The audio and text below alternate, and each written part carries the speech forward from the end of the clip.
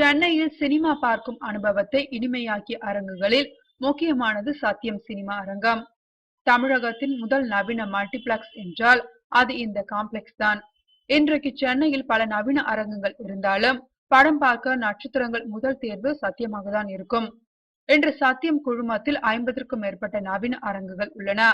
தமிழகத்தில் சென்னையில் சத்தியம், escape, lux, X2 Perambur, S2 Thiyagaraja போன்ற அரங்குகள் உள்ளன. விரைவில் வடபழனியில் ஒரு மல்டிபிளெக்ஸை ஆரம்பிக்க உள்ளனர். கோவையில் தி சினிமா என்ற மாலும் சத்தியம் குழுமத்தில் உள்ளது.